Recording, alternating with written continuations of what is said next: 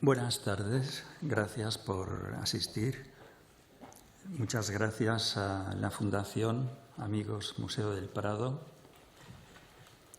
por la invitación.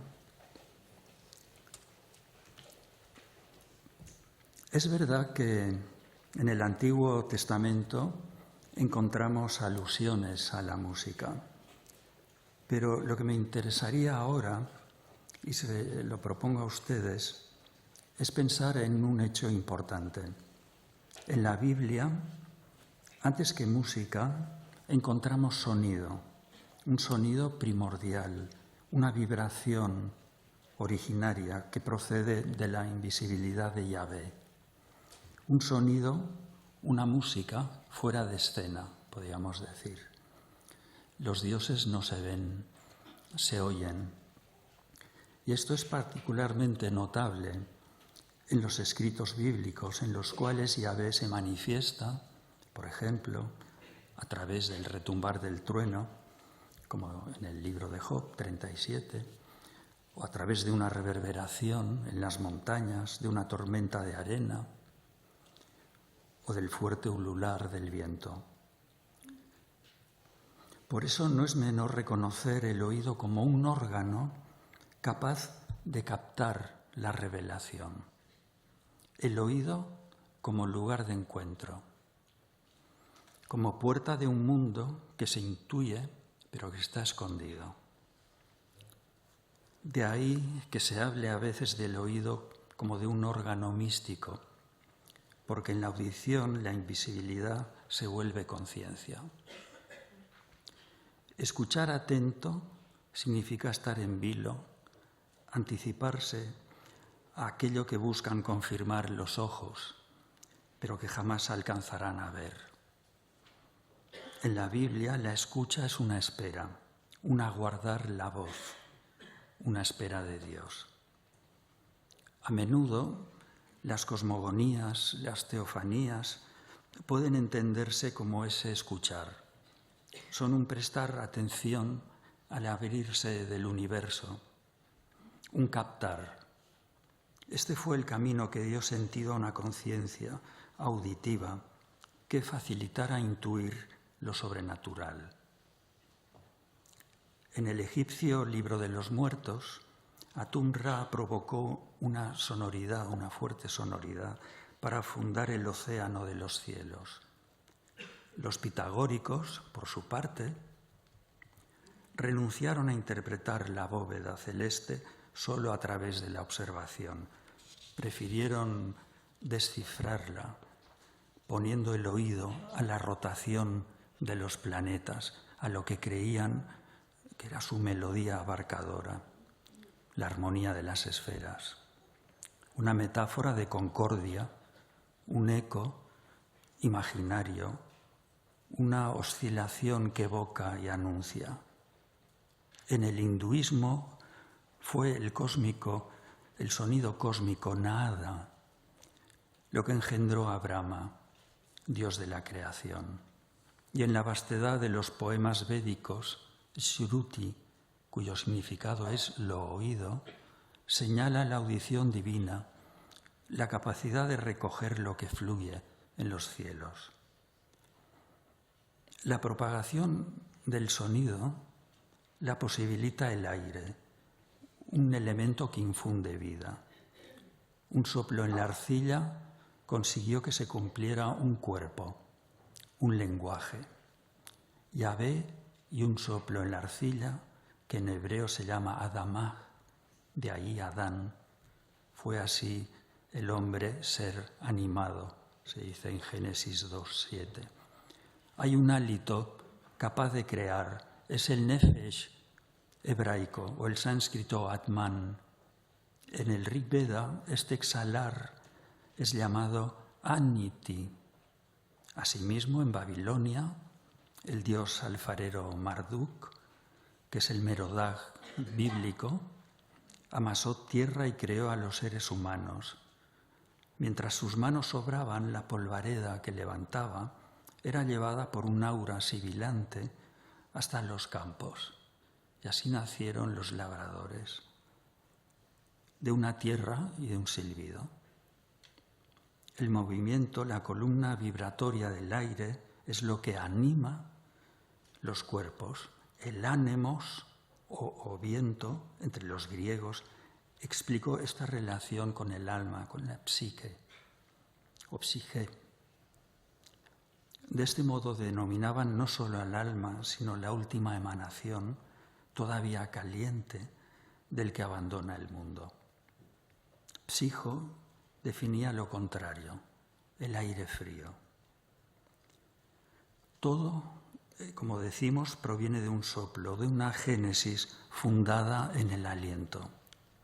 Se puede hablar entonces de un alentar. En hebreo, alma y también neshama significa alma, pero al mismo tiempo designa una doncella. La encontramos en el Cantar de los Cantares y es significativo que en este libro y en otros que veremos, es significativo, decía, que las muchachas o alamot corpóreas, aunque celestes, evoquen en la música judía una afinación determinada, pero también un registro agudo, claro, alegre, identificable con el de una muchacha. La altura de una melodía, su articulación aérea propia de las almas nítidas, son el medio por el que suena el espíritu. Lo invisible. La música también tiene sus estratos, su color.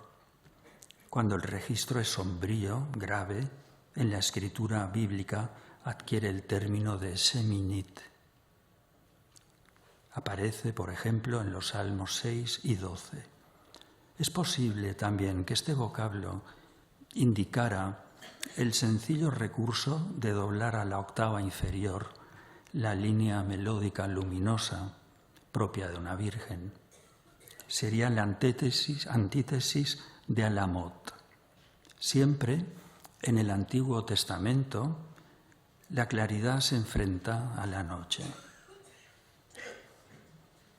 En el principio fue el verbos, el logo, el verbum que los judíos llamaban memra, aunque habría que pensar si en verdad fue antecedido, si este logos fue el aire, la vibración hecha sonido y que el concierto de la naturaleza fue la raíz de todo nombrar, como si se tratara de una lengua previa, de una emisión que aún no sabe ni sospecha que un día será conciencia.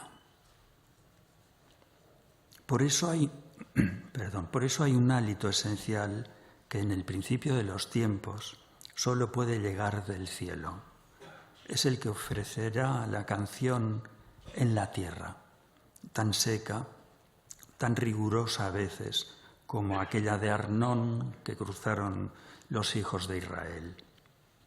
En la Biblia siempre hay un tiempo de cantar y un tiempo de callar. El alegre cántico triunfal de Débora en el libro de los Jueces 5, la felicidad de Miriam, hermana de Moisés y de Aarón, tocando un pandero llamado Tof y bailando tras la victoria sobre el faraón. Esto lo vemos en el libro del Éxodo 15. El silencio que dispone Yahvé en la ley de los votos, como vemos en el libro de los Números 30, el desaliento de los hebreos, para los cuales todo camino se había reducido a un continuo errar. Cuando se hallan en Babilonia, nostálgicos de Sión, enmudecen, cuelgan las liras en los sauces, se preguntan: ¿cómo es posible cantar en tierra extranjera? Se dice en el Salmo 137. Al carecer de ella, al carecer de esta tierra, quizá la música pueda convertirse en una patria. Todavía en los campos de exterminio, no importa si en Auschwitz o en Ohrdruf, los músicos judíos sintieron en sus melodías una tierra firme, un regreso, un hogar. Sabemos que el pueblo judío no estimó las imágenes, sino la palabra, es decir, un sonido portador de significado. En el Deuteronomio se dice que cerrar el oído es no abrir el corazón a Dios. Y en ese mismo libro, en 16:4, la primera palabra de la fe judía que atiende una señal de Yahvé es Shema, escucha. Dios es una voz que clama, que nombra y conmina. Su manera de ensordecer no debe asustar. Al contrario, hace más fuerte a su pueblo, se dice en el Salmo 29. En las páginas testamentarias se oyen con frecuencia los estrépidos, pero ya en el Génesis se habla de Jubal, el padre de la música, y de cuantos, se dice literalmente, y de cuantos tocan la lira y la flauta. En Génesis 4:21. En la Biblia, a menudo la lira aparece como quíthara, pero también como quinira. Fue una antigua costumbre trasladar el término cítara para referir lo que en realidad consistía en una lira llamada quinor. En la Vulgata, y es lógico, la mayor parte de las veces este ejemplar queda fijado como cítara.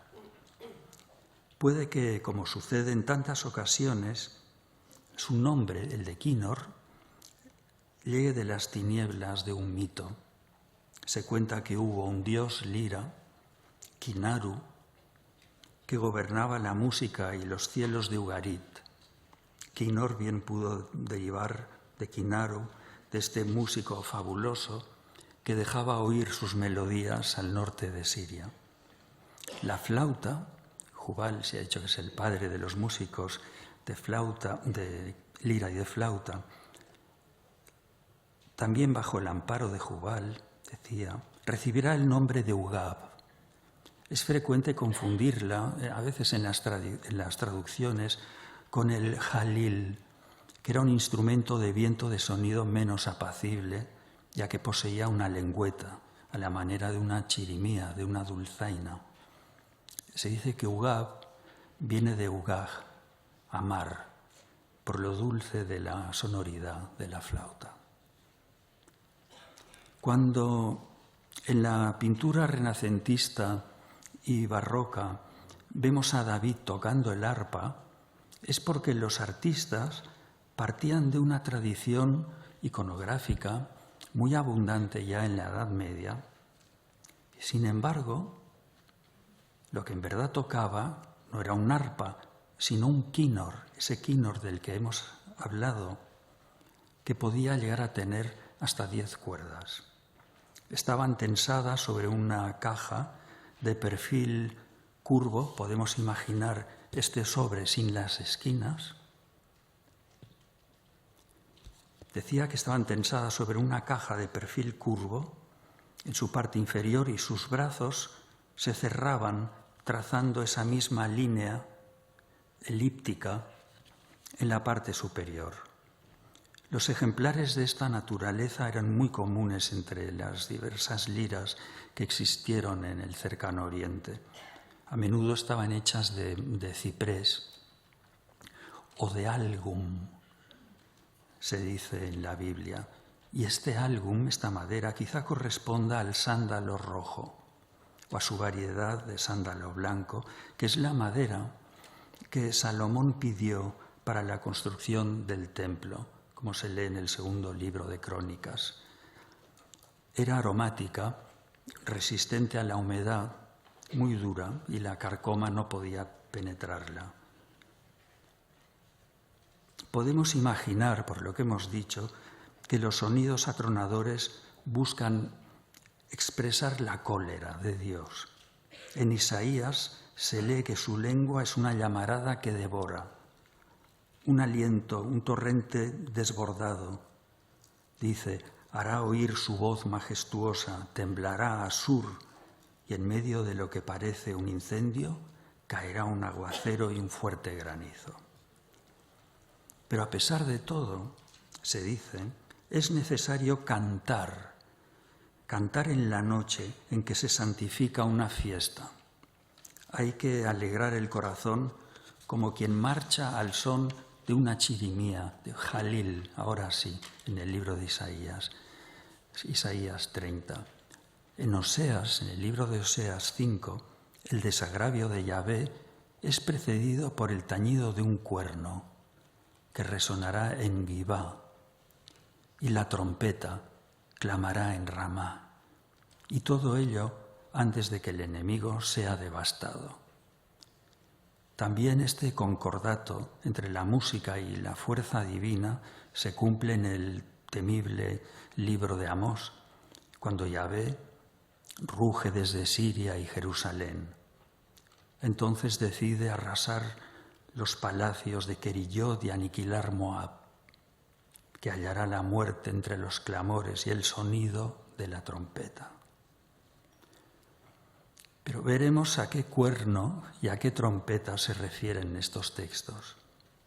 Nada más elocuente que el encuentro de Yahvé y Moisés en el monte Sinaí para advertir una imponente sonoridad. Todavía no se ha cumplido la entrega de las tablas de la ley. Una nube rojiza se ha posado sobre el tabernáculo, se dice en Números 9. El primero de los israelitas, Moisés, sube a la cumbre. Lo que se contempla desde la cima es una corona de montes escarpados, rojos, una geología que parece creada para guardar en ella una revelación. En el libro del Éxodo 19, 3, 6, Yahvé llama a Moisés, que le escucha aturdido, y después desciende y consulta a los ancianos, vuelve a subir, y Yahvé ordena que santifique a los suyos, que laven sus vestidos, porque al tercer día Él se hará presente ante su pueblo. Llegado el momento, cuando se contaba el tercero de los días, abierta la mañana, hubo truenos y relámpagos y una espesa nube sobre la montaña y un muy fuerte sonido de trompetas, y el pueblo temblaba en el campamento. Éxodo 19. Cuanto más se acercaba al llano, Yahvé, envuelto en su propio fuego, más intenso se hacía el sonido de esa trompeta. Pasa el tiempo, jornadas enteras. Al fin Moisés, instado por su Dios, sube a lo más alto. Durante 40 días permanecerá en la nube. Regresa, ahora ya con las tablas. Yahvé le ha conminado a que, una vez con los suyos, haga construir 2 trompetas de plata batida a martillo, se dice en Números 10. El mundo antiguo, sus religiones, están rehilados de fenómenos acústicos, de voces e instrumentos que atruenan los distintos cielos mitológicos. Indra y Ruda en la India, Raijin en Japón, Zeus en Grecia y Júpiter en Roma, Percunas en las mitologías lituana y letona, Tlaloc, el azteca y maya, Thor en la mitología germánica y escandinava. Así que nada tiene de extraño que uno de los hermanos de Jubal, mencionados en el Génesis, sea un herrero, es decir, un forjador de sonoridades, hijo de Lamec y de Sela. Se dice en la Biblia, hacedor de instrumentos cortantes de bronce y de hierro. Se llama Tubal Caín. Cada golpe es una nota, un insistir, un retumbar. De su fragua debieron de salir, entre otras cosas, las trompetas de metal tan señaladas para el pueblo judío.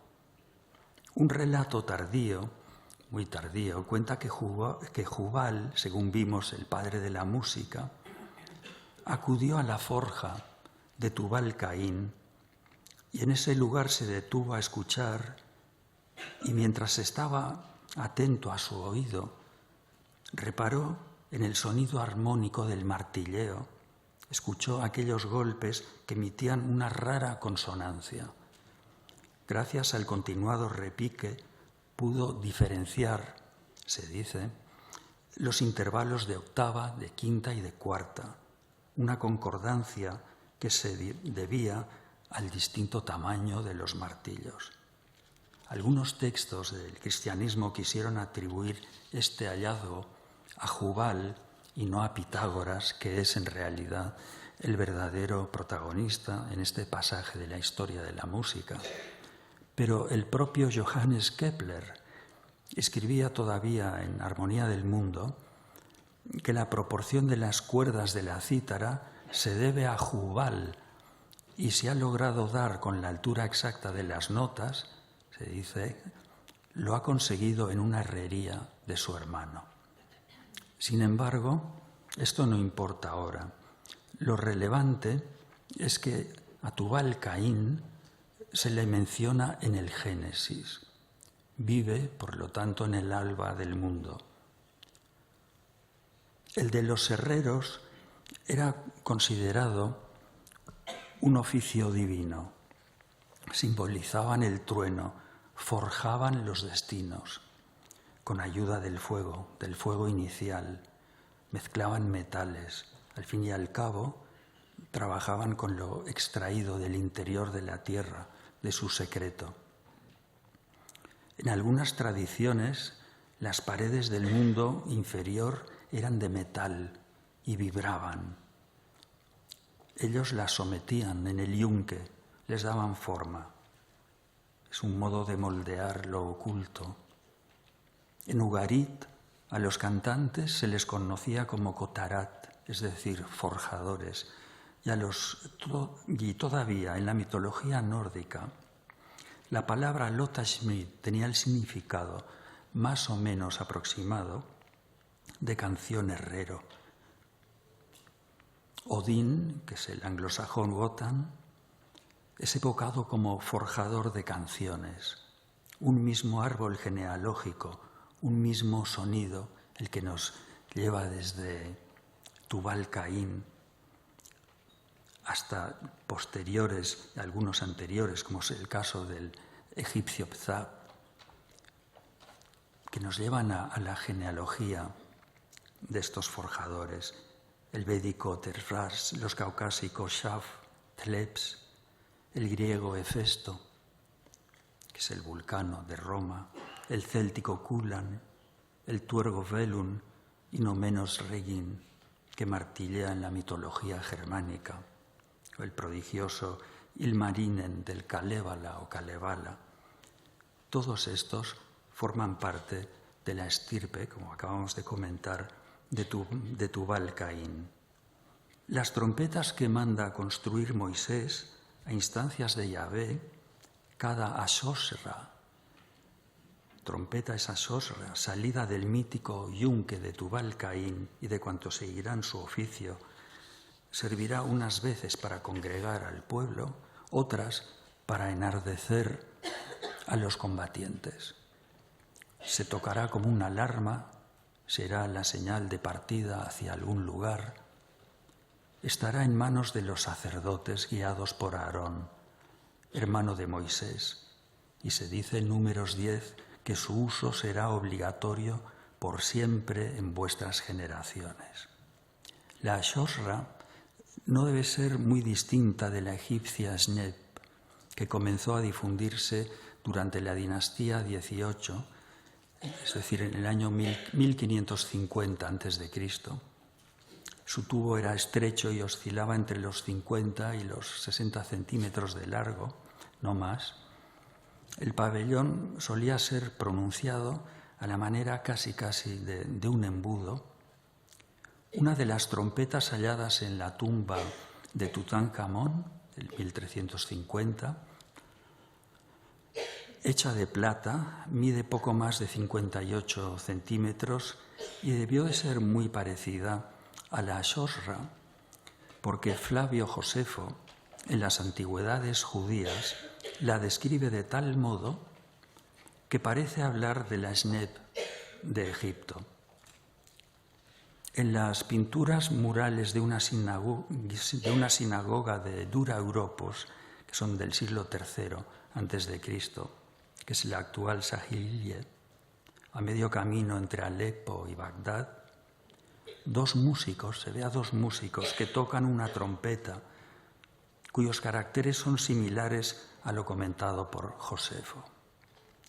Nada tiene de extraño que en aquellas paredes sean solamente dos los trompetistas, porque lo común era tañerlas por parejas. El propio Yahvé, recordémoslo, le ha pedido a Moisés que ordene la forja de 2 trompetas de plata. Aunque todavía no puede confirmarse, parece que este tesoro de Dura Europos, este tesoro arqueológico, ha sido destruido a causa de la guerra de Siria. Un satélite se ha centrado en esta zona y parece que está destruido. En la aurora de los mitos y de las religiones, la fuerza del sonido, su propiedad para alterar las leyes naturales, la música tiene un lugar central. En Grecia, Orfeo fue capaz de someter las pasiones y los elementos. La magia de su lira subyugaba a los animales, los amansaba, hasta los más fieros dormían a sus pies. Anfión, que era beocio, tocaba una lira que le fue regalada por Hermes y lo hacía con tanto hechizo que cuando él y su hermano Ceto reinaban en Tebas y decidieron levantar una muralla, se sirvió de la música para coronarla. Mientras Ceto cargaba las piedras con sus brazos, las pesadísimas piedras, el Antiguo Testamento nos dice, me he saltado una línea, Anfión, solo con el tañido de la música, mientras Ceto levantaba estas piedras, solo con el tañido movía las piedras y hacía recrecer el muro. En el Antiguo Testamento también encontramos este prodigio, pero lo hace en un cruento episodio que ejemplifica el ímpetu de que es capaz la música. No se trata en este pasaje de construir una muralla, sino de todo lo contrario, de su derribo. Era el tiempo en que Moisés ya había muerto. La determinación de Yahvé fue que Josué se encargara entonces de guiar a su pueblo. A pocos kilómetros al norte del Mar Muerto, en las riberas del Jordán, se hallaba la ciudad de Jericó. Los hijos de Israel debían dirigirse hacia ella y reducirla a la nada. Este era el mandato divino. Los sacerdotes custodiaban el arca de la alianza, llevaban en sus vestiduras unos cascabeles o acaso unas campanillas, no sabemos exactamente, que se llamaban pahmon, cuyo tintineo ahuyentaba el mal. Antes del asalto a la ciudad, los 7 sacerdotes tocaban cuernos muy resonantes. Se dice en Josué 6:13, llegaron ante las mismas puertas de Jericó. Como estrategia, cada día decidieron dar una vuelta en torno a la ciudad, mientras tocaban los instrumentos con toda su fuerza. Ocurrió que el día 7, cuando Josué ordenó que al oír el tañido de los cuernos se unieran las voces de su pueblo y a un tiempo gritaran clamorosamente, las murallas de la ciudad se derrumbaron y cada uno vio a la ciudad frente de sí, apoderándose de ella. Josué 6:20. Flavio Josefo atribuye con toda naturalidad el derrumbe de los muros, de esos recios muros, a la desatada frecuencia vibratoria de este instrumento. Lo señala también en las antigüedades judías. Sin embargo, como hemos dicho, no era la trompeta, es decir, la sorra, lo que tocaban los sacerdotes de Jericó, como acostumbra aparecer en muchas traducciones y en muchos escritos. Se trataba, bien al contrario, de un cuerno de carnero, todavía usado en las sinagogas por el culto judío. A veces podía ser de íbice o a veces de cabra. Este cuerno es el shofar, de sonoridad ancha y lejana, ancestral y a menudo turbadora. Su raíz hebrea está emparentada con el significado de brillo, aquello que destaca, el sonido que se oye por encima de otros. Lo que retumbó en el Sinaí el tercer día por la mañana, entre truenos y relámpagos y con muy fuerte sonido, se dice en Éxodo 19, 16, tal como hemos visto, se debió, en verdad, a este shofar. Pero el asalto a Jericó, lo que inundó de verdad con una potente sonoridad el aire, no fue el shofar común, sino otro de superior tamaño, cosa que permitía, como es natural, conseguir una mayor potencia. Se llama yovel. El uso del cuerno como elemento musical y telúrico remite a las tradiciones que se pierden en la oscuridad de los tiempos. En el caso de la música judía, un mito explicaba una vez más su presencia. Se trataba de uno de los cuernos del carnero que sacrificó Abraham en lugar de Isaac. Es el Shingra del hindú Shiva o el cuerno que tocaba Teshub, el dios hurrita de la tempestad. Lo encontramos en las mitologías germánicas y escandinavas, suena en la Edda mayor, casi siempre para emitir señales. El shofar se oye en el monte Efraín, en el libro de los Jueces 3:27, antes de atacar y someter Moab. También en el Salmo 98 acompaña la alabanza a Yahvé porque ha hecho maravillas. No se conoce confín de la tierra que no haya presenciado su victoria, y por eso todos deben cantar. Y se alude ahora a un pequeño grupo instrumental, ya que deben cantar y saltar de júbilo, gritar y hacerlo acompañados por el sonido del alegre quínor, por el arpa, que era un arpa como la egipcia, pero más rudimentaria, llamada nebel, que resuenan junto a las asorras y el shofar.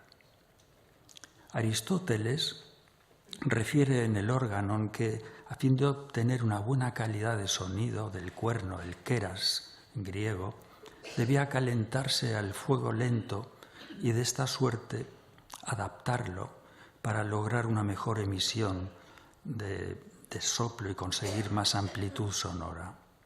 Los israelitas, en cambio, acostumbraban a hervirlo, aunque era también común darle la forma adecuada con la ayuda del vapor.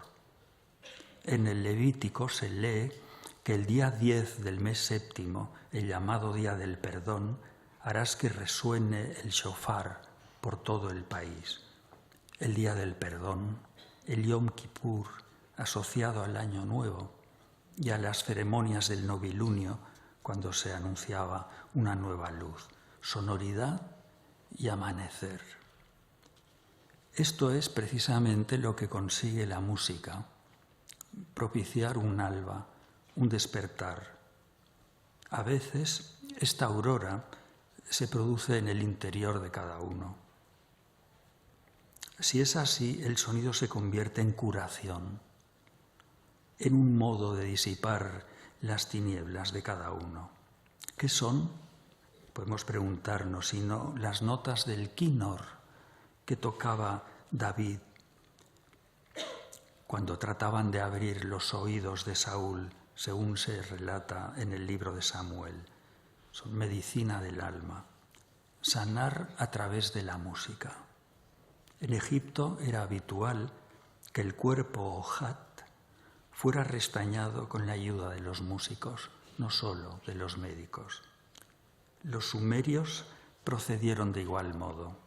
Y en China, las más antiguas dinastías hallaban en el sonido del jade el remedio a sus males.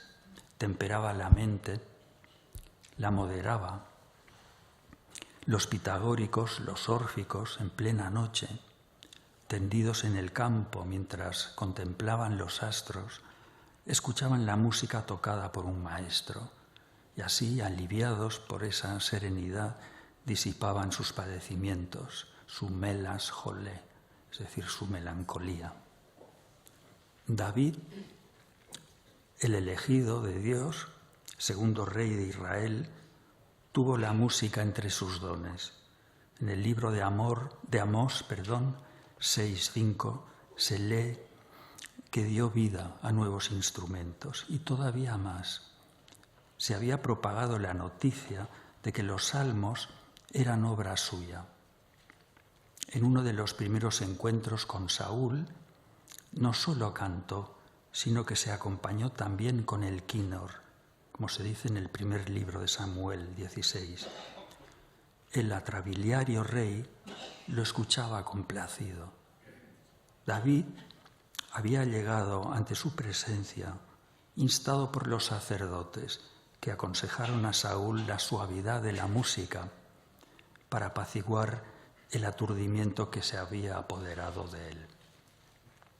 Le decían: cuando venga sobre ti el espíritu maligno, tocará con su mano y tú mejorarás. Pronto Saúl, agradecido, le dispensó un trato especial. Pero llegó el momento en que las victorias de David sobre los filisteos y la admiración que despertaba su arte encendieron los celos de Saúl, y entonces trató de matarlo. David no tuvo otra salida que escapar. La iconografía, una muy extensa iconografía, nos muestra el momento en que Saúl, mientras David está pensativo o tocando música, trata de lanzar una lanza. A veces, según la iconografía más tardía, es como una daga para asesinar a David. Pasó el tiempo. Saúl temía la derrota contra los filisteos en el Gilboa. La premonición finalmente se cumple. Entonces, al igual que Ajax, se abalanza sobre su propia espada. Esto lo vemos en la iconografía, en un cuadro de Bruegel, donde vemos a la derecha del cuadro, en la parte inferior, cómo pone la espada y se abalanza efectivamente, como hizo Ajax, sobre el hierro. También, en medio de la contienda, la muerte llama a su hijo Jonatán. Fue entonces cuando David cantó uno de los más hermosos poemas de lamento que se puede encontrar en el Antiguo Testamento, en el segundo libro de Samuel 1, 17-27. Está dirigido no solo al rey, a Saúl, sino también en memoria de Jonatán, a quien tanto amaba el músico. En esta elegía ruega que no caiga el rocío ni la lluvia sobre los montes de Gilboa. Pide a las hijas de Israel que lloren por aquellos que en vida fueron más ágiles que las águilas, más fuertes que los leones. Dice amar a Jonatán más que a las mujeres, tan dulce sentía su amistad. Canta entre lágrimas, las mismas que derrama pasados los siglos en el repertorio musical de Occidente que han recreado este pasaje, como en la tragedia bíblica de Marc-Antoine Charpentier, David et Jonathan, que fue interpretada en París en 1688. Sin embargo, Saúl, el oratorio de Händel, escrito en 1739, es la mejor corona musical del barroco, destinada a recordar las tribulaciones de este visionario Saúl. David es la figura central de la música en el Antiguo Testamento, un auténtico heredero de Jubal. Representa el canto nuevo. De su boca manan la profecía y la verdad. Es cierto que cuando Jerusalén fue proclamada capital después de su victoria sobre los jebuseos y el arca trasladada a dicho lugar, David, llevado por el entusiasmo, danzó fuera de sí, alborozado y festivo ante Yahvé, vestido con un corto efod de lino. Sonaban los instrumentos y entre los gritos de júbilo de cuantos allí había, fueron sacrificados un buey y un carnero bien cebado. Mical, que Saúl le había ofrecido como esposa a David, estaba viendo la escena desde su ventana. Se avergonzó de él y lo menospreció en lo más profundo de su corazón, se dice en el segundo libro de Samuel. No podía entender cómo un rey era capaz de bailar desnudo y ahora, abro comillas, a ojos de las siervas de sus siervos como un insensato. Se cierran comillas del segundo libro de Samuel 6:20.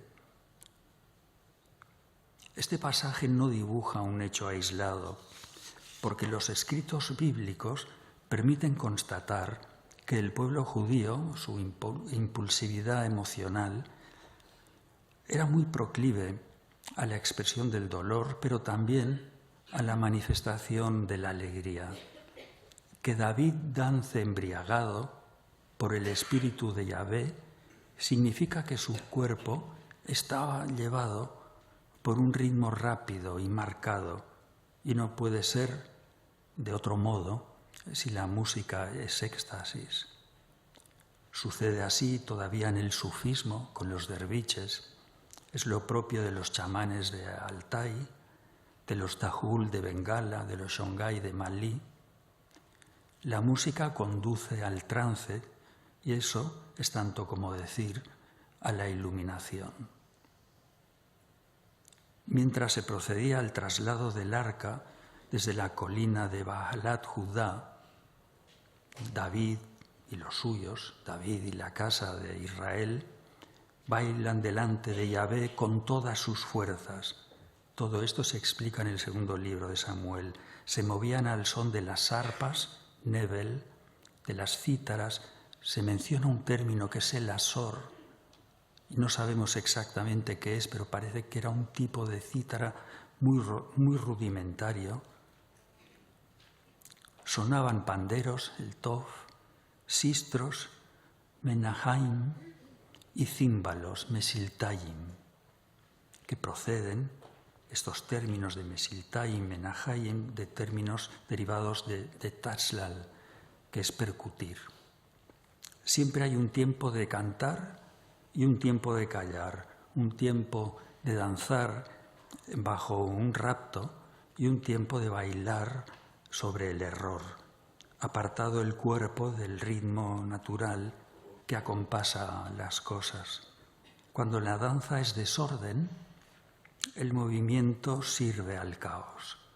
Un gesto inadecuado, un paso imprudente, desmadeja el mundo, lo hace menor. Esto fue lo que ocurrió cuando Aarón se doblegó ante las peticiones del pueblo, impacientado porque Moisés, su hermano, no bajaba del Sinaí. Llegado el momento y viendo que no podía ya, Aarón no podía contener a los suyos, cedió a que se fundiera en oro un becerro. Todos bailaban en torno al ídolo. ¿Qué te ha hecho este pueblo para que hayas echado sobre él tan gran pecado? Pregunta Moisés una vez llegado a Aarón. Y su hermano se justifica y le responde: Tú sabes cuán inclinado al mal es este pueblo, en Éxodo 32. Moisés, el profundo, el contemplativo, el puro de pensamiento, Aarón, el hombre de acción, el avezado en el trato con lo humano. La iconografía acostumbra a recoger esta marca de caracteres, Botticelli, Poussin, y que todavía pervive en Moisés y Aarón, la ópera de Schoenberg, que terminó en 1932, cuando el antisemitismo empezó a propagarse como un reguero por Europa. Cuando la música, lo mismo que las artes, que el pensamiento y la espiritualidad, abandonan su naturaleza nómada, tienden a estatuirse, o por decirlo de otro modo, a institucionalizarse.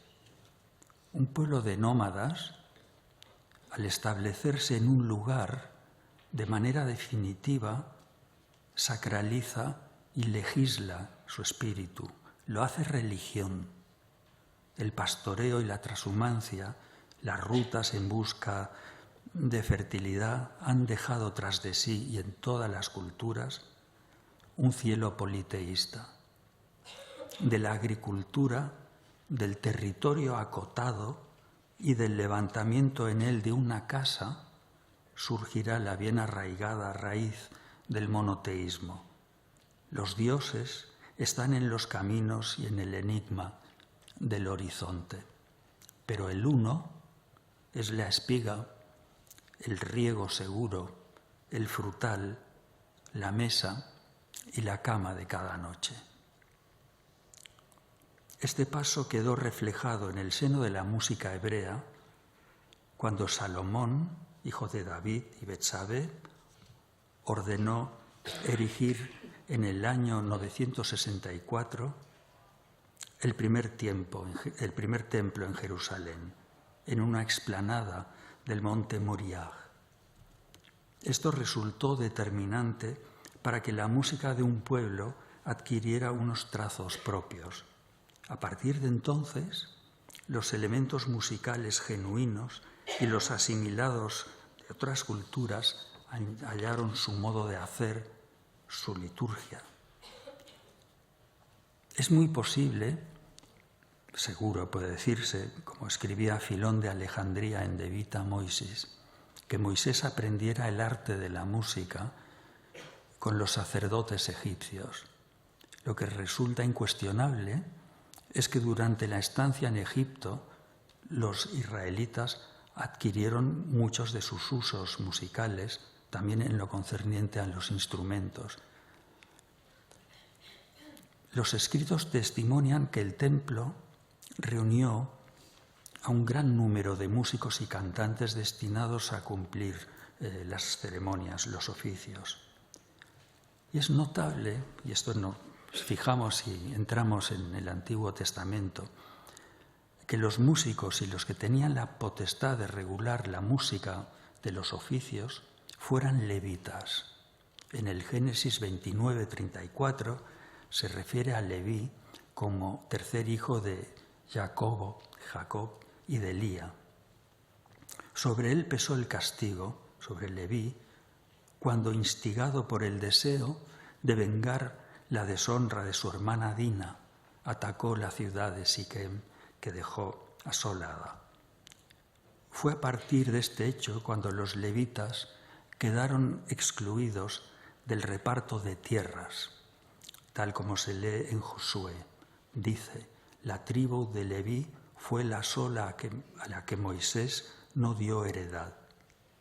Esta no heredad, si hacemos un juego, esto no visible, podemos decir que es la música, que es otra forma de herencia.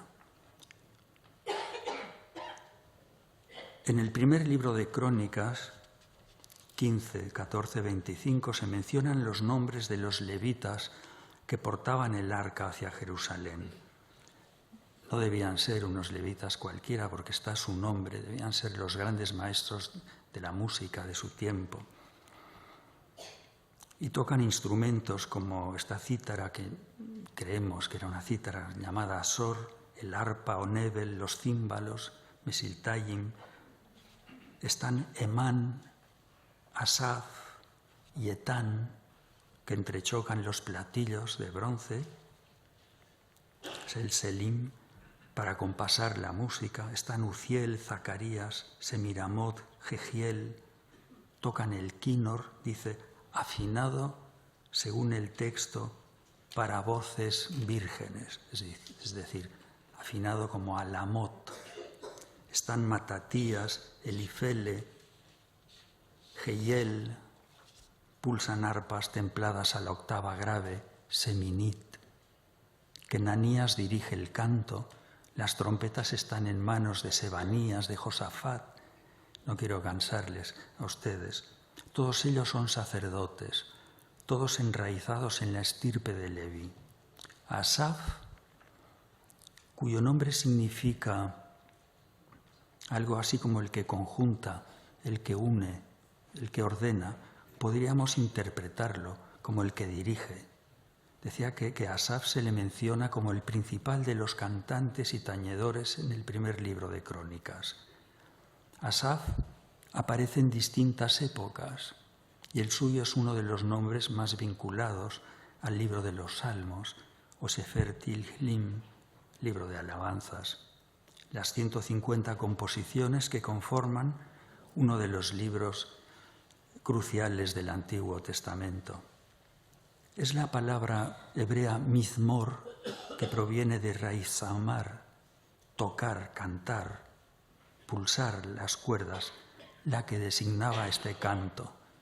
Es decir, mizmor equivale a salmo, a pulsar las cuerdas en griego, en el salmos, que es pellizcar, pulsar. En este caso, una cuerda. El término latino psalmus, que procede del griego psalo, con este significado de pinzar, no se extendió entre los cristianos hasta mediados del siglo III.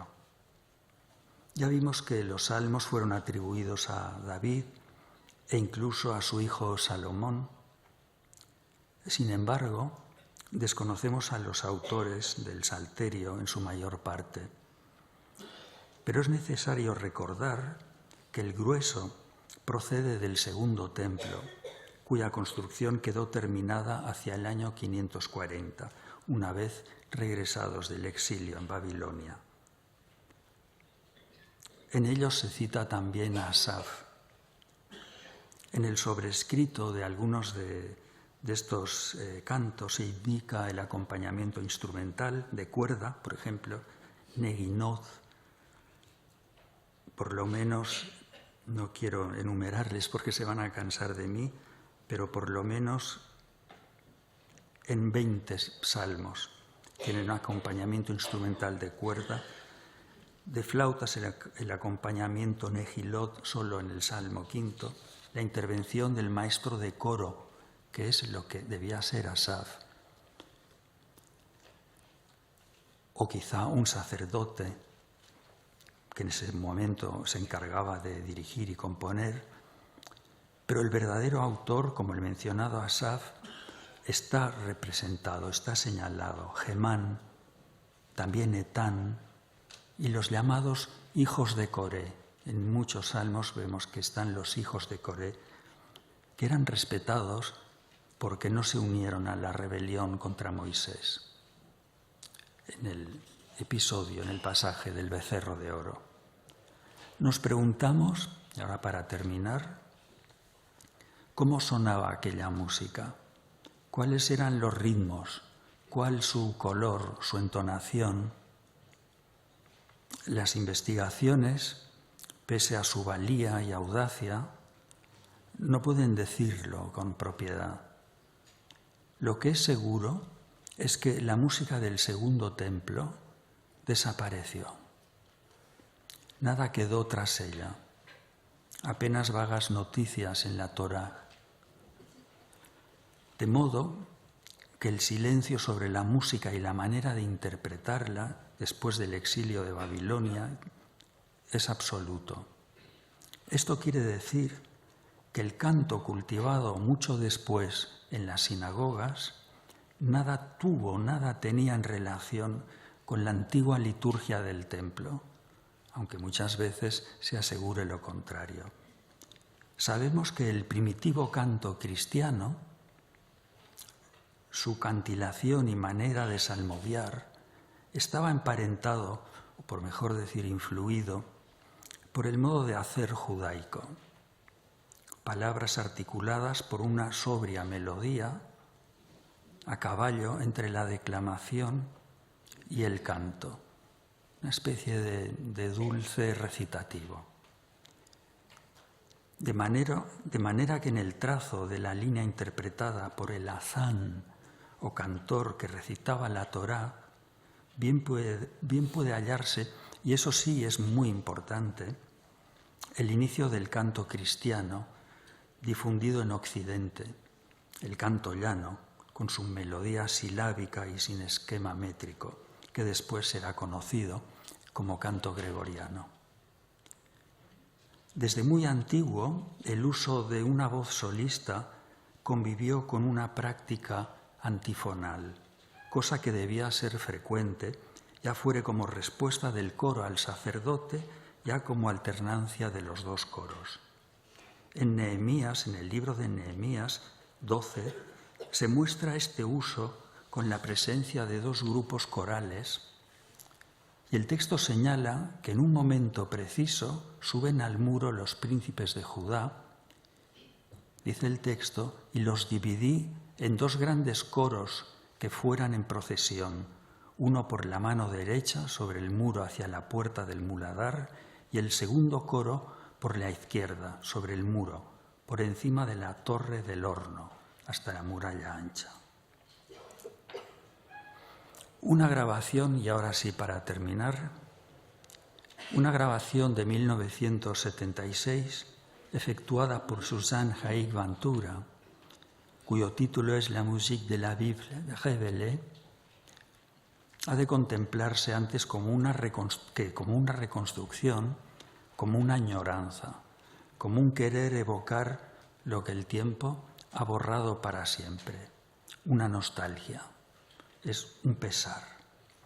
Pero hay otra manera de pervivencia, un modo acaso tan importante como el conocimiento real de una forma de cantar o de tocar.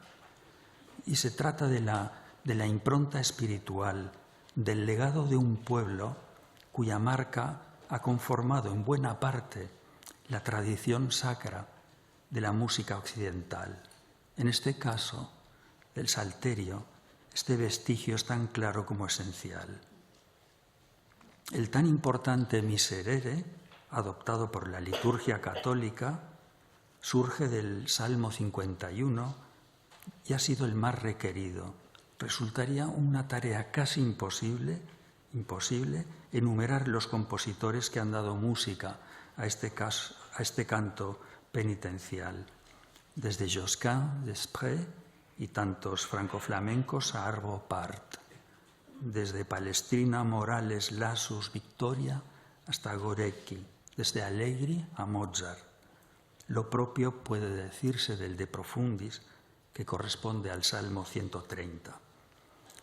Uno de los más bellos ejemplos del De Profundis se encuentra en los referidos Josquin Desprez y Lassus, pero también en Selenka, amigo de Bach, y en maestros tan diferentes en el tiempo y en la forma como Liszt o Schoenberg o el nuevamente mencionado Pärt. El Salmo 150, que cierra el Salterio, es un auténtico estallido de instrumentos y ha sido otro de los más frecuentados por los músicos como Schütz y el propio Bach. La música del barroco está rehilada de ejemplos, pero también el XIX y en el siglo XX. Cabe pensar en Bruckner, en Kodály, en Alberto Ginastera, en Stravinsky. Es cierto, hay otra manera de pervivencia, otra posibilidad de escuchar la Biblia. Nos queda solo imaginar el poderoso bramar del viento, como decíamos al principio, en los desiertos del Sinaí, la serena vibración de una cuerda pulsada por David. Pero si no es posible oír lo que sonaba en el interior del templo, tampoco es menor, si lo pensamos bien, el goce de escuchar los salmos, por ejemplo, que Claudio Monteverdi introdujo en el Vespro de la Beata Vergine, y así también las páginas de Antonio Vivaldi, de Britten, de Penderecki, de Pousser. Otros músicos, más allá de los salmos, han recogido en su memoria el dolor por la destrucción de Jerusalén, expresado en las lamentaciones de Jeremías. Lo han evocado una infinidad de maestros, entre ellos Victoria, Tallis, Frescobaldi, Carissimi, Charpentier. Krenner lo hizo en pleno siglo XX, el propio Stravinsky después. Debemos conformarnos con esto y con lo que nuestra imaginación es capaz de recrear. Un sonido de milenios, unos instrumentos, un canto y un escuchar el desierto. Muchas gracias. Gracias. Gracias.